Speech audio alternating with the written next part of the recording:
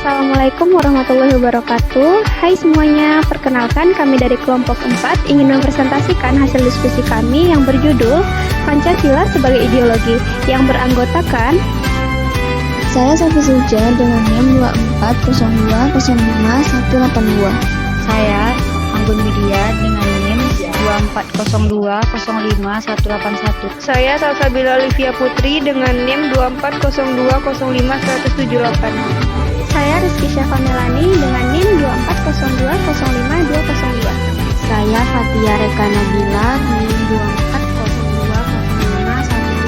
240205173. Sebelum kita memulai presentasi, alangkah baiknya kita membacakan surat Al-Baqarah ayat 163 yang akan dibacakan oleh teman saya. A'udzubillahi minasyaitonirrajim. Bismillahirrahmanirrahim. Wa ilahukum ilahu wahidu. La ilaha illa huwar rahmanur rahim. Artinya, dan Tuhan kamu adalah Tuhan yang Maha Esa. Tidak ada Tuhan selain Dia, yang Maha Pengasih, Maha Penyayang. Shadaqallahul azim. Nah, sekarang materi apa aja sih yang akan kita bahas? Yang pertama, ada konsep dasar ideologi.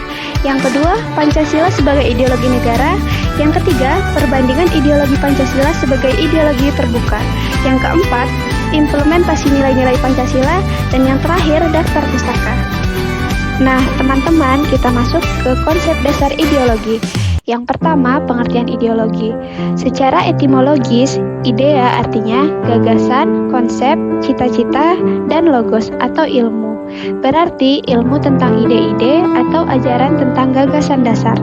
Secara definisi sastra prateja, seperangkat gagasan atau pemikiran yang berorientasi pada tindakan dan diorganisir menjadi suatu sistem yang teratur. Dan secara fungsi ideologi, membentuk identitas bangsa menjadi pedoman dan arah tujuan yang ingin dicapai dan sarana pemersatu. Yang kedua, kita masuk pentingnya ideologi bagi negara. Yang pertama, ada memberikan visi atau arah yang penyelenggaraan kehidupan berbangsa dan bernegara atau cita-cita normatif. Yang kedua, menyediakan nilai-nilai dasar yang mengatur seluruh aspek kehidupan. Yang ketiga, menjadi kekuatan pemersatu atau integratif di tengah keberagaman masyarakat. Selanjutnya, kita akan masuk ke materi Pancasila sebagai ideologi negara. Yang pertama, makna Pancasila sebagai ideologi. Makna Pancasila sebagai ideologi negara adalah bahwa Pancasila menjadi dasar, pedoman, dan arah kehidupan berbangsa serta bernegara di Indonesia. Pancasila mengandung nilai ketuhanan, kemanusiaan, persatuan, kerakyatan, dan keadilan sosial yang berfungsi sebagai landasan moral, sumber hukum, serta pemersatu bangsa dalam keberagaman. Yang kedua, ada kedudukan dan fungsi utama. Di mana yang pertama, kedudukan Pancasila sebagai ideologi negara adalah sebagai dasar dan sumber dari segala hukum yang berlaku di Indonesia, serta sebagai pedoman hidup bangsa dalam bermasyarakat, berbangsa, dan bernegara. Kedua, fungsi utamanya adalah sebagai pedoman dalam menentukan sikap, perilaku, dan kebijakan negara, sebagai pemersatu bangsa di tengah keberagaman, serta sebagai landasan moral dalam membangun kehidupan yang adil dan sejahtera.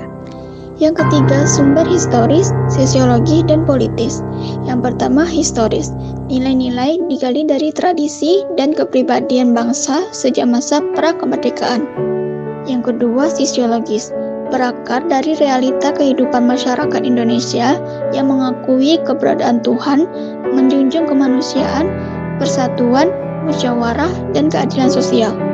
Yang ketiga, politis, dijadikan landasan dalam merumuskan kebijakan negara seperti toleransi, HAM, kedaulatan rakyat, dan keadilan distributif. Nah, istilah Pancasila berasal dari bahasa Sanskerta, yaitu panca, yang berarti 5, dan sila yang berarti prinsip atau dasar, sehingga Pancasila merupakan 5 dasar negara. Pancasila pertama kali diperkenalkan oleh I.R. Soekarno pada tanggal 1 Juni 1945 pada sidang BPUPKI. Nah, kita masuk ke materi yang ketiga, perbandingan ideologi Pancasila sebagai ideologi. Yang pertama, ideologi terbuka versus ideologi tertutup. Ideologi tertutup, nilai-nilai dan cita-cita dipaksa dari luar, mutlak dan tidak bisa diubah. dan menciptakan totalitarisme. Contohnya itu komunisme dan fasisme. Sedangkan ideologi terbuka itu nilai-nilai dan cita-cita digali dari kekayaan rohani, moral, dan budaya masyarakat sendiri. Bersifat dinamis dan adaptif terhadap perkembangan zaman. Yang kedua itu ada 3 dimensi Pancasila sebagai ideologi terbuka. Yang pertama dimensi realitas. Nilai-nilai dasar Pancasila berakar dan hidup dalam nilai-nilai masyarakat Indonesia sesuai dengan kenyataan. Yang kedua, dimensi idealisme, mengandung cita-cita yang ingin dicapai di masa depan, optimis dan harapan. Yang ketiga, itu dimensi fleksibilitas atau normatif, mampu bereaksi dengan perkembangan zaman tanpa kehilangan nilai dasarnya, serta memungkinkan penafsiran yang relevan. C. Batasan keterbukaan Pancasila. Yang pertama, tidak boleh menciptakan anarkisme. Yang kedua, tidak boleh merombak nilai dasar Pancasila. Yang ketiga, harus mencegah berkembangnya paham yang bertentangan dengan Pancasila, misalnya ateisme, liberalisme ekstrim. Adapun Pancasila sebagai ideologi negara. Yang A.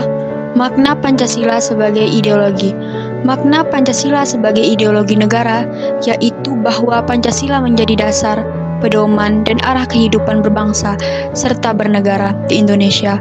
Pancasila mengandung nilai ketuhanan, kemanusiaan, persatuan, kerakyatan, dan keadilan sosial yang berfungsi sebagai landasan moral, sumber hukum, serta pemersatu bangsa dalam keberagaman. Arti lambang Garuda Pancasila. Yang pertama, warna emas. Warna pokok dari burung Garuda yaitu kuning emas yang mana melambangkan keagungan.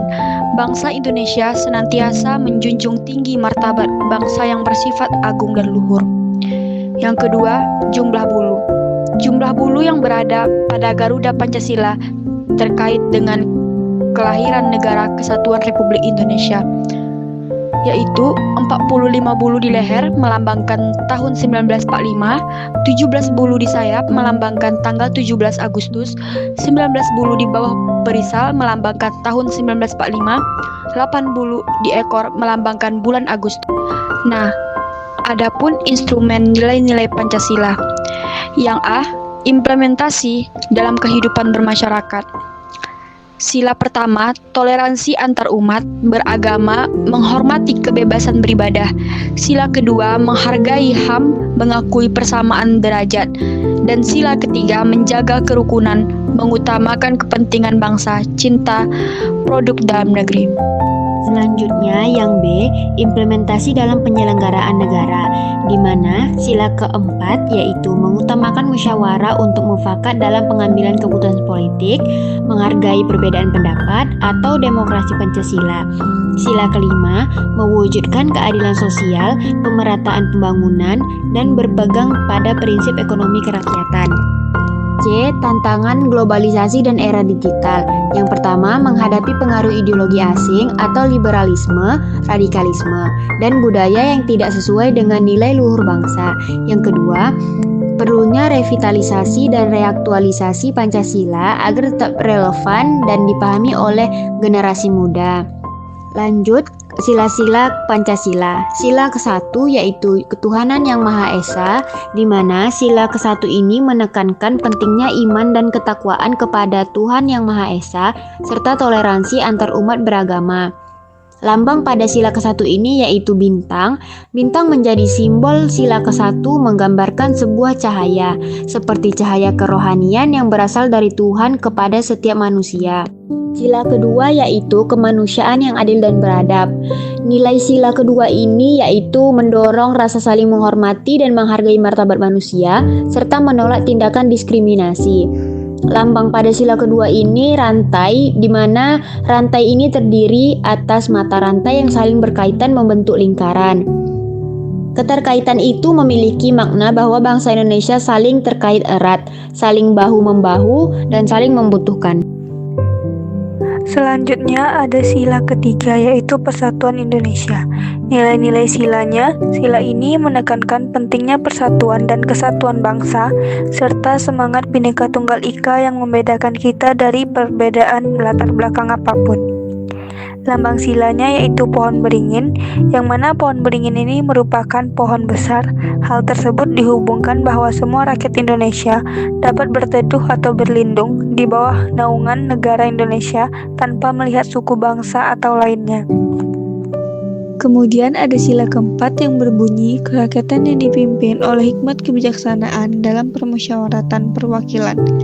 Nilai-nilai sila ini menekankan pentingnya musyawarah dan perwakilan rakyat dalam pengambilan keputusan serta menolak kekuasaan yang absolut.